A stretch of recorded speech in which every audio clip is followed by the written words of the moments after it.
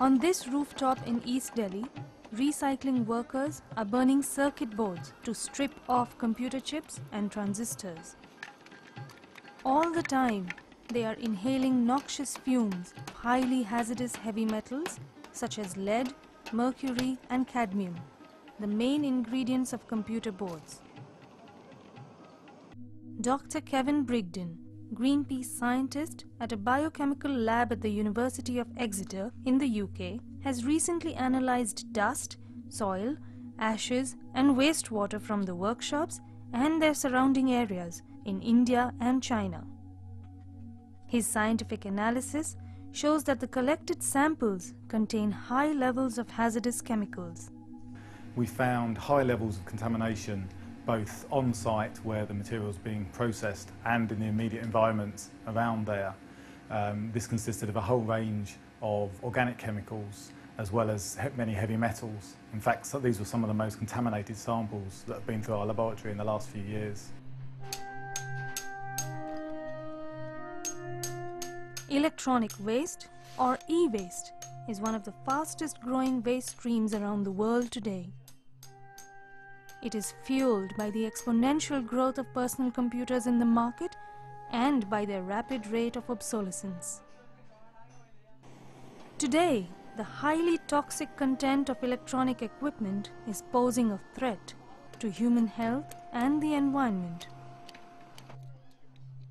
In India, reusable computer parts and precious metals such as copper, silver and gold are highly prized.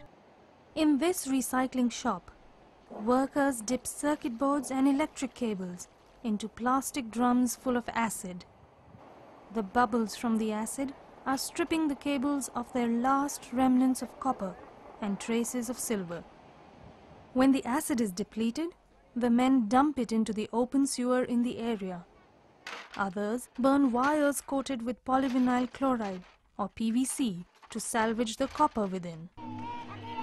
The residents say large piles of PVC-coated wires are burnt here a few times a month in this open field where children play cricket.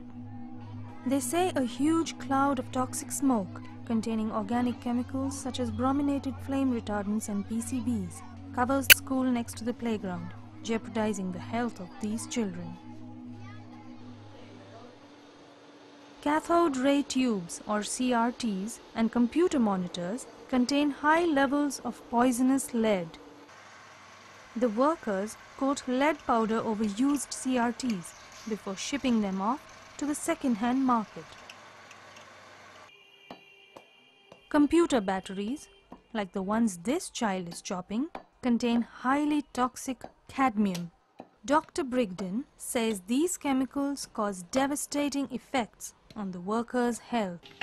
While India emerges as a technology powerhouse, poverty, cheap labor and rampant corruption make it a prime market for the dumping and burning of electronic waste. In Europe and the United States, recycling a computer can cost as much as $20 US, but in India, it costs just $2 US. India's low recycling cost attracts e-waste from the United States, Europe, East and Southeast Asia, and from the Middle East. Environmentalists say manufacturers are responsible by using hazardous chemicals in their products that harm workers in recycling yards and their environment. All the multinationals and the corporation, they have to phase out the chemicals from the products so that we have the cleaner product and easy to recycle. And also they have to have take-back policy so that these discarded products doesn't ended up in the street of the Delhi. None of these women know the potential danger that toxic chemicals from these electronic parts pose to their health. Despite the ban on imports from developed countries, e-waste continues to pour into India to be recycled for its cheap labor and the profit generated by the e-waste recycling industry.